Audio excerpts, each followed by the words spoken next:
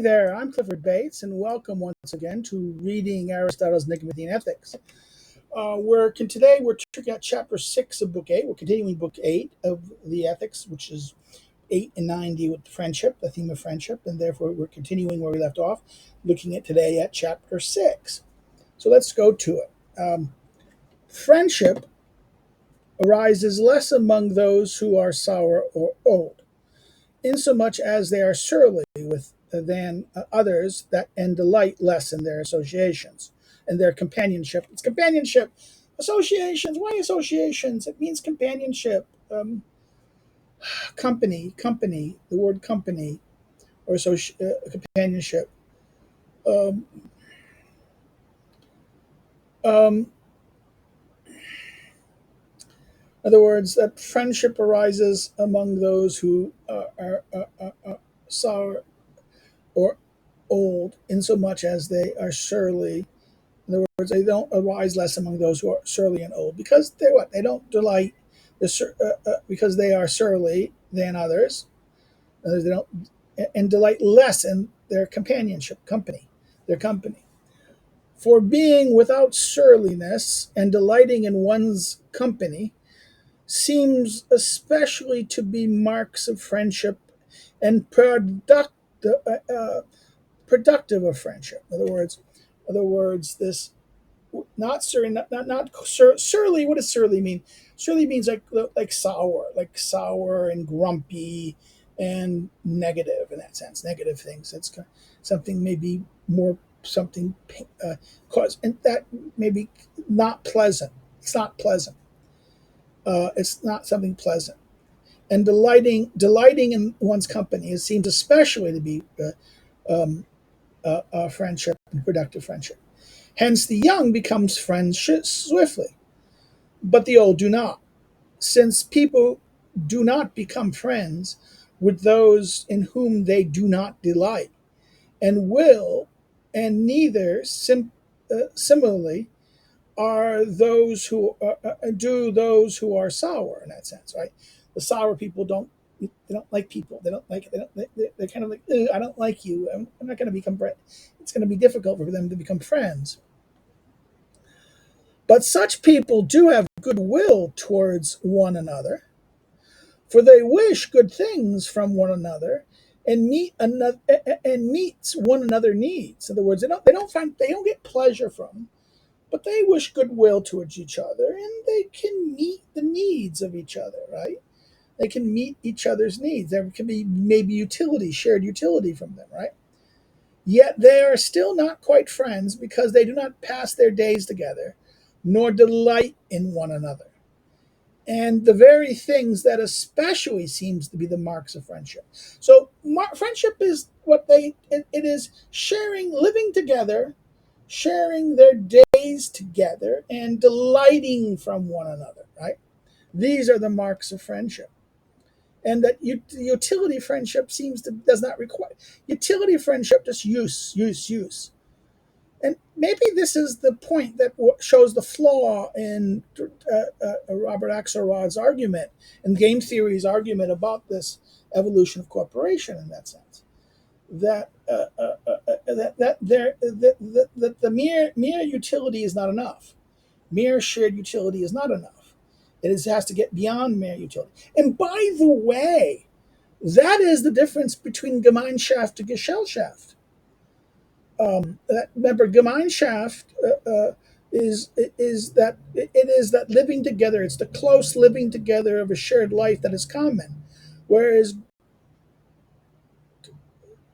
Gesellschaft is merely a association of utility, of interest and shared utility. Right? That's like society. Gemeinschaft is this community, this koinonia, this sense of koinonia or communitas, where there is a shared life together, Whereas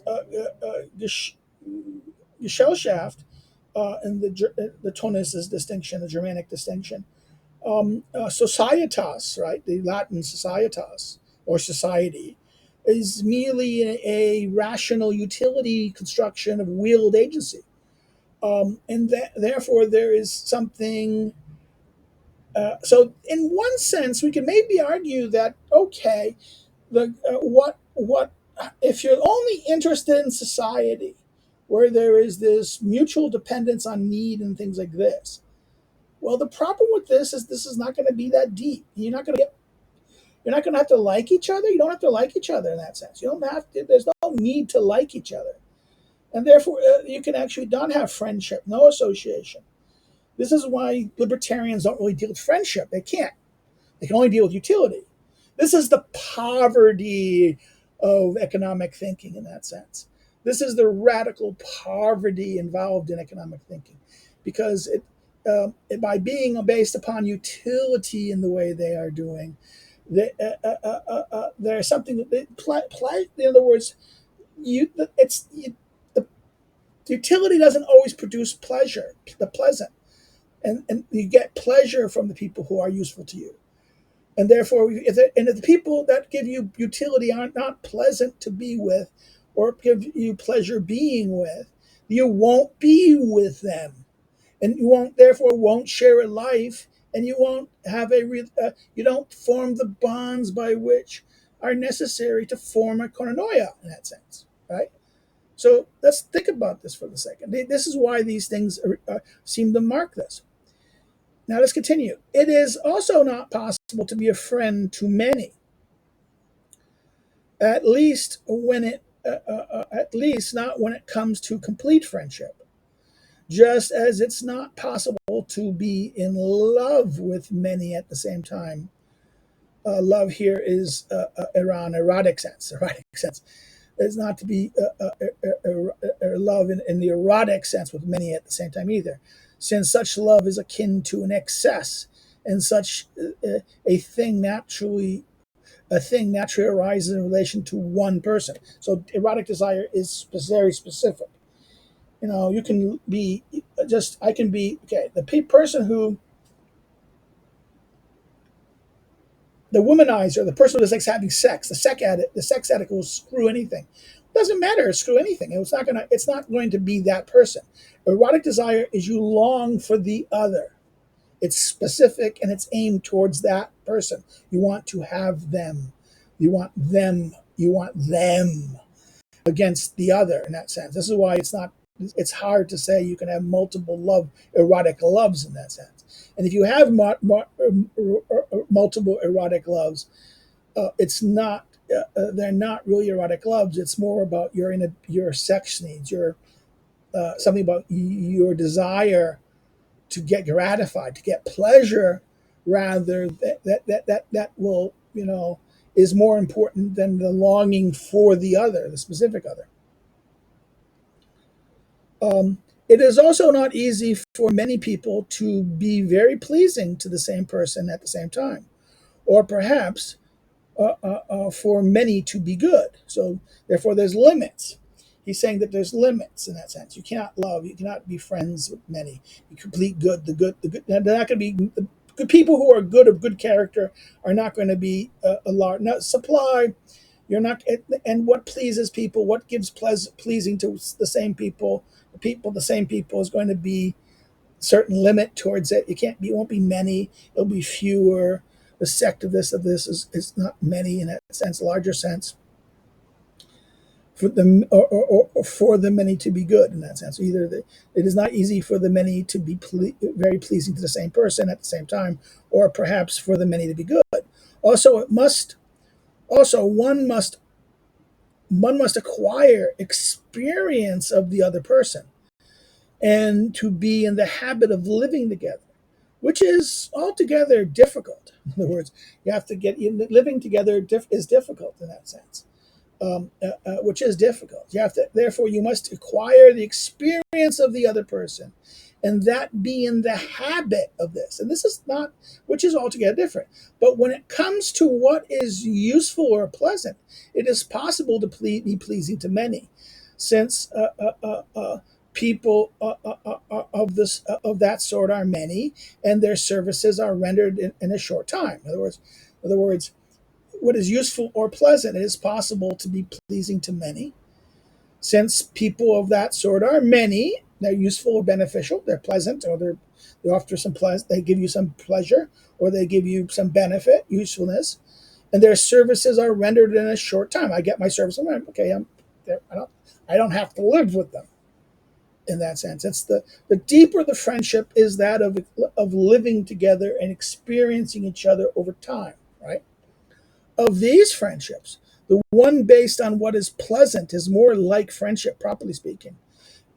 Because again, why is that so? Because of it is because friendship properly is enjoying one another's company, and the pleasant is enjoying them company.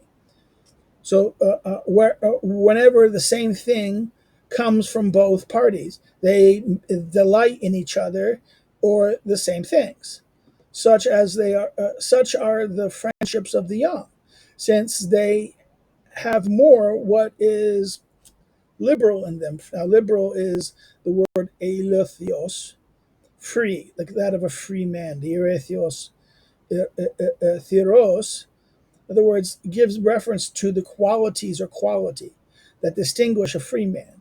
So the eleutherios, this is the cagitive.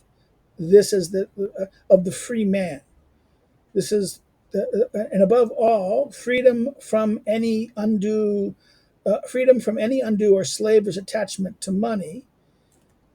Hence the virtue of liberality, right? Ulotheliote. In that sense, liberality is giving money. I'm not a slave to it. I can give it. I'm able to give it beneficial to others. The free, the eleutheros, the liberal. He prefers liberal, but the free man. What is free or liberal about them? What is eleutheros, ois, orois, about them? That is free about them. But French, in other words, this is what is open about them, open, free in that sense, liberal, open in that sense.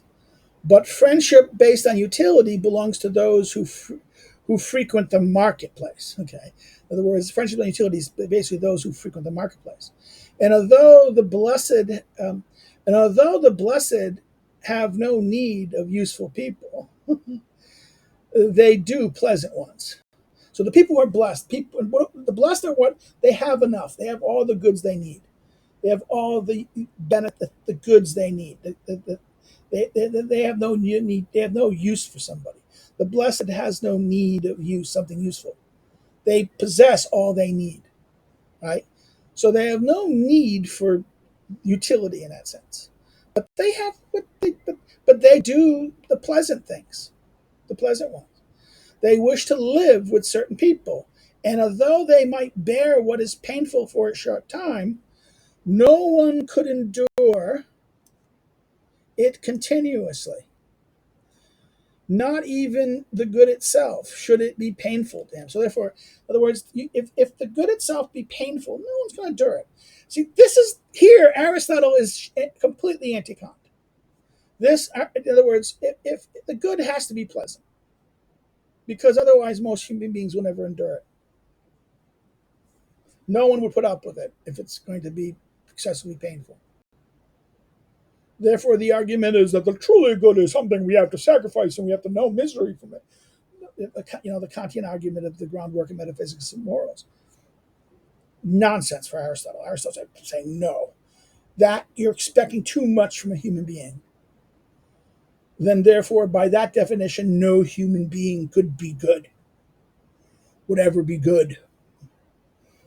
Because human beings cannot put up with the painful or the unpleasant for too long. It should be painful to him. In other words, not even the good itself should be painful to them. They'll not continue, as he says here, that they can put up with a short time. They have no need for those things, and they wish to live with certain people, although they might bear what is painful for a short time, but no one can endure it for it continuously. Not even the good itself, should it be painful to him. Hence, they seek out friends who are pleasant. Yet perhaps they ought to seek out the sorts of people who are good as well. And further, good for them, good for them themselves. In other words, that good for them themselves. So therefore, they who are good as well as good for them themselves, in themselves. In other words, these are not looking at them merely as pleasant, but because they're good in that sense. Yet perhaps they ought to seek out people, the sorts of people who are as good as well, than being pleasant. People, they seek out the pleasant, but they should seek out who is good as well. And further, good for them, who are good and good for them themselves. In this way, all that ought to belong to friends will be theirs. Therefore, the pleasant, right? That what is pleasant, that is what is good, the good, and that the good for them. Okay, utility, usefulness, right? Benefit. This is all will be theirs. All three, all of them are in proper order. The good, the pleasant, the good, and the useful.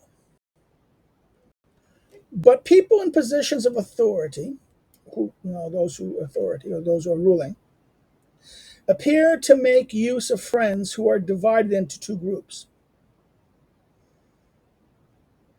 But people in positions of authority appear to make use of friends who are divided into two groups. Some of them some are useful to them, others pleasant. Though the same person are not often both. So therefore, the people who are in authority, who are power, who are in authority, right? And they tend to make, and you're ruling, you're rulers. Rulers have either two. That is usefulness and pleasure, right? And that these people are not often both. For those in authority, seek out neither those who are pleasant and have virtue. In other words, those who are in authority seek out neither those who are merely pleasant or have virtue, nor those who are useful with a view to noble things. So wait a minute, this is very interesting. Those who are ruling, those who are an authority, kairos, I think it's kairos, right? Ruling in that sense, not ruling, but arcane, but kairos. Seek out neither those who are pleasant and have virtue. They don't seek neither those who are pleasant nor those who are useful with a view to beautiful things. That's odd. Rather, they seek out the witty when they aim at pleasure, and the clever to do their bidding. And these qualities do not frequently arise in the same person. So, therefore, the powerful, the ruler, seeks someone either to get witty, for pleasure, the witty person to give him kind of amusement or pleasure, and the other one is I'm benefit, some utility, some that I want to do them. I want you to do them something. The clever. I'm looking at the clever to deliver something. So therefore, what's interesting is the rule of authority does not. They seek the witty and the clever. It has been said that the serious person, the spoudios, is at once pleasant and useful. He is pleasant, yet such a person does not become a friend to someone who exceeds him in power. In other words, he's not going to. Someone like up here is not going to pick the spoudios, unless the person in power is also exceeded by the serious person in virtue. In other words, that they also exceeded by the serious in virtue. In other words, their virtue is the serious person's virtue is better than this, so they get something from it. In other words, it has been said that the serious person is one that's pleasant, useful, but such a person does not become a friend to someone who exceeds him in power, unless the person in power is also exceeded by the serious person in virtue, right? But if this does not occur, the serious person is not rendered equal to the person of greater power, since he is exceeded in the relevant proportions. In other words, this is a weird point that he's not. In other words, if the other person is exceeded in virtue as well, then they're equal in that sense, right? They're not threatened. There has to be proportionate. Therefore, the ruling person has to rule, has authority over them, and therefore it can't be equal in this sense. In other words, the one who's ruling over them has to be also good, virtuous, has to have better virtue. Now, if I'm going to have authority over you, I have to. In other words, his point about here about that of authority is that authority must be recognized and clear. That if when there's this like this situation where there's no difference in here, it's going to be hard to assert authority, right? That is interesting in that sense. The authority is going to be very difficult to do that. That's why I won't seek. The person in authority is not going to seek someone who is serious as a friend in that situation, unless my virtue is stronger than his virtue, right? But in other words, but if this does not occur, the serious person is not rendered equal to the person of greater power, since he is exceeded in the relevant position. Yet those in positions of authority are not accustomed to becoming these sorts of friends to the virtuous, right? This is a very interesting thing. Now, here we follow Aspersius, especially accepted interpretation of this passage, but the Greek is obscure. And more recent commentators suggest the following: such a person does not become a friend to one who exceeds him in power, unless he is exceeded by the powerful also in virtue. But failing that, the serious person is not equalized by being exceeded in proportion. Yet those in position of authorities are not much accustomed to becoming such virtuous. This idea becoming such, that he virtuous. In other words, yet those in position of authority are not accustomed to becoming such virtuous, i.e., the virtuous. So therefore, there's something interesting that positions of authority. This is a cynical position of here. In other words, more recent commentators suggest that this is more negative. I'm not so sure about this. I'm just thinking it's going to be difficult for them. In other words, yet those in a position of authority are not much accustomed to becoming these sorts of friends to the virtuous. It's the friends to the virtuous, not that they becoming such virtuous, or becoming friends to the virtuous. Right? That's what they mean by that. I think that's a really weird, difficult. This is a very difficult passage. I understand why it is. It drives people crazy. Uh, in other words, such a person does not become friend to one who exceeds him, unless he's exceeded also in virtue. But failing that, the serious person is not equalized by being exceeded in proportion in that sense. Yet, those in positions of authority are not accustomed to becoming such. That is likely to this kind of friendship, right? The virtuous friendship. Friendship with the virtuous. And here we end the chapter. This ends chapter 7. Go here, chapter 6, sorry. Chapter 6 ends here. So we'll stop here. If you have any comments, questions, or concerns, please put them below. So the basic thrust of this is that this is almost a dark passage. That first of all, the old is one thing. It's hard. The surly and the old is not going to have friendships, but the powerful, the people who rule, are going to have a problem with friendships. They're not going to pick the good friendships, because unless they're them higher than them, this idea that they have to be better than them, they're not going to be proportionate. So they're not going to pick, and therefore, generally, they're not going to pick friendships based on character in that sense. That's very interesting. The friendships of the powerful are always going to be, again, either pleasant, of usefulness, some doing their bidding, therefore the clever, some benefit or cleverness of this, some useful thing, or that they are going to be what? They're going to be witty or charming to give you some pleasure in that sense. And that's how we end it. So please, if you have any comments or questions, please put it below. If you like it, hit the like button. Please hit the like button. It helps the algorithm. Hit thumbs up it. This is how it works. If you've not subscribed, please. Okay. Another thing to do is, uh, of course, if you're not subscribed, subscribe.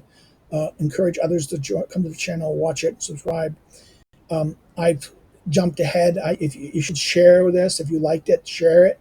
Share it far and wide. Share it in your social media. Share it in your things. Now, if you didn't like it, you can always thumbs down, but say why in the comments, okay? So what we did wrong, so people can learn from it. Also, you can follow me in social. If you want to follow me in social media, you can follow me in social media. Links are below. If you want to know more about me and check out my scholarship and check out my research, you can just check my research via my academic social media that is below the social media links. The other thing you can do is if you want to help me to do what I do, can help contribute to what I do and financially in that sense, you can do so through Subscribestar, Patreon. The URLs are below. Another thing you can do is if you want to help me, you can buy one of my books. Below I list the 3 books that are currently available. You can buy them either at your local bookstore or buy it through an online bookseller like Amazon, Barnes & Noble, etc. One of those things. Or you can buy it through the publisher, directly through the publisher, which one of the books may be more difficult to get it the publisher than the others. But that's all those ways. These are the ways you can get the books. Again, thank you very much for being with us. We'll see you next time when we look at chapter 7. So take care, bye-bye, and have a good day.